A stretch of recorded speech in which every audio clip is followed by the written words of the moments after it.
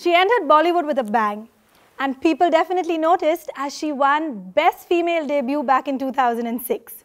She has no godfather in the industry, she's not shy, and she's always managed to stay true to herself. And talking about not being shy, I have one of Bollywood's stalwarts who has been instrumental in shaping Indian cinema. I have with me Vidya Balan and Mahesh Bhatt.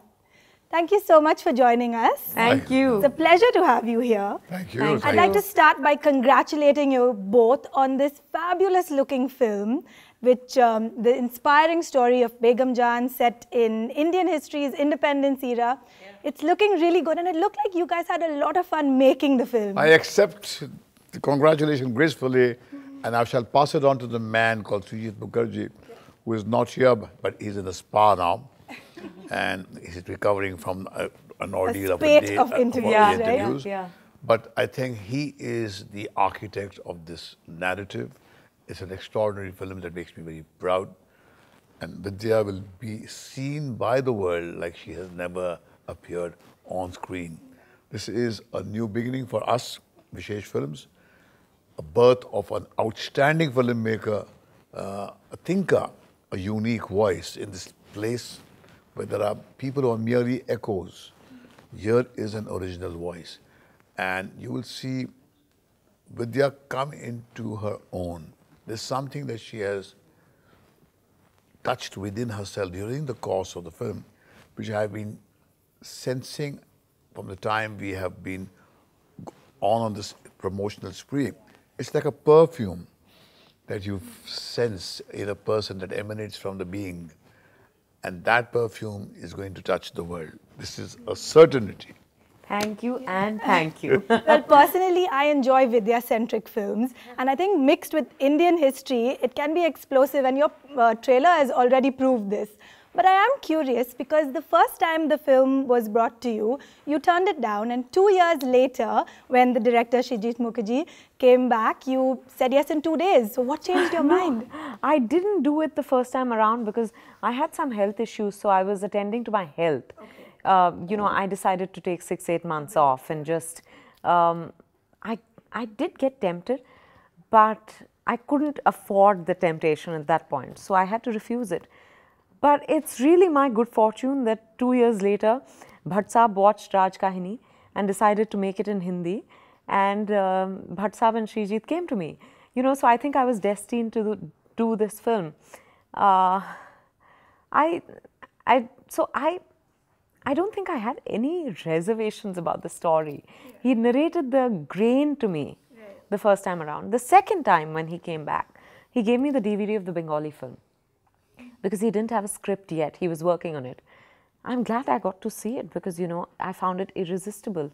The story and the fact that it was written by a man and most importantly, Begum Jaan. She was calling out to me. It was like, I don't know, It's like a love affair. Yeah. It happens, you fell in love with it. It happens when it happens. You can't make it happen. Exactly. Right. It's like, Mr. Bhatt, this, in all your years in the industry, over 4 decades now, this, the genre of this film is nothing like we've seen before. So what's prompted this change? we were stuck in a self-imitating loop. Okay. There was doom, the feeling of doom and gloom in a very opulent office. Because we had, after a very glorious decade of successful films, we had managed to successfully make flop films back to back. And the fear of being suddenly irrelevant. And your idiom is dated, finished. And you'll be junked into the dustbin of history. And that sends a shudder up your spine, and the taste of death ignites the passion for life. And that's when my very dear friend Shurita Sengupta from Bengal said that, why don't you see the work of Srijit Mukherjee? He's the kind of guy who speaks your lingo. He has the irreverence in ingrained in his cinema. And I saw his work, and then I saw his movie, and I just was devastated by it, overwhelmed, and I even hugged him, and that was in that hug, the birth of Begum Jaan took place. So the need to break out of my own set. Comfort zone also. Yeah, we were entrenched in a place where we needed somebody as powerful as him to kind of bail us out. Right. We needed to be deconstructed. Yeah. Right. Yeah.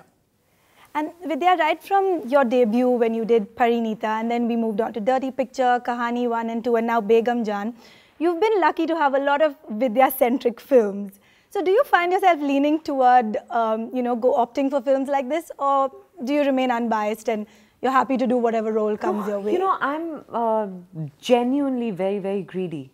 Okay. And it really, if something excites me, I'll do it. And then it doesn't matter if it's really a woman-centric film or it's a film where someone else is a lead protagonist and I'm playing. I have to be excited by it. But I can't complain because I'm being offered very interesting and exciting and challenging women-centric films. Yeah. And I'm enjoying being at the center of the action. Yeah, why so, not? Yeah. So I'm not complaining at all. So what would be your criteria when you're out role shopping? Thankfully, I've never had to shop. Okay. but I think I ask myself a couple of things always. Whether, and it's not like I actively ask it, but I know that this is a thought process. Whether I'd want to watch this film as an audience. Whether I want to tell this story and whether I want to live this person's life, because that is a real commitment. Then I have to give all of myself to it. So I take some time to figure whether I really want to commit myself to that person. Only then do I go ahead. Yeah, it's not an ordinary decision because she has to give a part of give up living and become somebody else for that number of days, and that person or that space where she works has got to be stimulating enough or attractive enough, or should suggest safe enough for her to go and to really reveal her inner depths. It's not an easy decision. Yeah. Actors are very brave people, and she's a very brave woman. Yeah. I second that, because I was just coming to, how does the fear of failure impact you? Because you've had your share of both, right? You've had films that have done really well. You've won the National Award for Dirty Picture and collected over 50 awards for your performances thereafter. So, and then of course you've had films that have failed to impress. So does this worry you in any way, or are you able to disconnect and... Yeah, no, I don't think I can disconnect because, I'm so close to the film that it does... It does disappoint me when a film doesn't do well. But what's happened is I've had a spate of unsuccessful films lately. And I've realized that when a film doesn't do well at the box office, it does not necessarily mean that the film wasn't good. I think now more than ever, people are very prudent when they decide beforehand whether they want to go to a theatre and watch the film. They have these appointment films, which is what determines your weekend.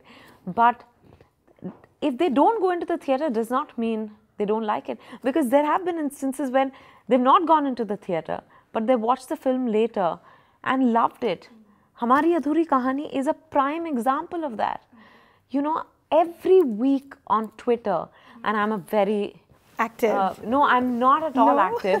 I'm actually very reluctant. But once a week when I check, invariably, there are at least a dozen messages. There's a conversation around Hamari Adhuri Kahani. And I'm like, why didn't you go to the theatre and watch the film? So, but I have learned to therefore disconnect from. Yeah. And I think I've begun to again enjoy the purity of that process. This reminds me of something which the greatest showman post-independence of Indian cinema, Mr. Raj Kapoor, had once said in an interview with Simi Grewal, just before he passed away. So he was asked that, which are the movies that you remember the most that you made? took a heartbreaking pause and he said, the ones that failed. He says, because the child that dies is the one that you remember the most. Yeah. Because the child that is successful Yeah. doesn't belong to you, it belongs to the world. Everybody owns that child. But the child that died, You it's mourn only that, you, right? it's only you, and you have gone to go and put it to, into the, consign it to flames. So I think that's what we, as filmmakers, as actors, as people of this entertainment industry, have to live with this. It's easy for us to sit and unchangeable ridicule on the outside. You don't really feel. Even that is a part. Even But that is a also, part we of also it. do it, you know. When I'm an audience, there are times when I'm saying, what rubbish is this? And then, you know, when you're going through a low, you tell yourself, no, you shouldn't talk like that when someone. Suppose it was me. But that is a part of it. That's a part of it. It comes with the turf. That's why not many people can do it. Yeah. Yeah, true. Okay, I'm going to ask you all a few quick questions so that your audience can get to know you all better. Yes. What is the favorite role that you've played? Silk, Krishna of Ishqiya, and Begum Jaan. Okay. And which was your favorite character in any of your films that has still stayed with you? The character of Pooja in my autobiographical last film, Zakham, which was sourced from my mother, who was a Muslim and who lived a life of tremendous dignity, but thirsted for my father, and that relationship never flowered. So the longing and the thirst of that woman is kind of ingrained in every cell of mine. So that's why I could make a brilliant last. My swan song came from that memory. The silliest interview question you've ever been asked? One is that, तो आप 2 से 3 कब हो रहे हैं? As in, when are you having a baby? Okay. You know, like I could predict a date or, and even if I had plans, like I'm going to say that Tell in you an now. interview. Right? So what about you? When are you directing Alia Bhatt? Or when are you coming back to film direction? For 19 years after I've given up, they asked me the same question, when are you coming to direction? And after Alia has become a successful star, when are you going to direct her? I hope someone's taking notes of what not to ask. What has been the most ridiculous rumor you've ever heard about yourself? I think every 2 months, I get to hear that I'm pregnant. Oh gosh, say. Yeah, it's all. I guess once you're married, then they don't know what to ask you. It has to come next. Thankfully, you know, my films are very strong and they don't get derailed during my film promotion interviews. But otherwise, it's quite tricky. So you? Of late, that I'm making Sadak 2. Okay, it was lovely chatting with the both of you. Thanks so much for joining us. Thank And you. we wish Begum Jaan all the very best. Thank you so much. Coming on Francesca. 14th of April. Go watch it, guys.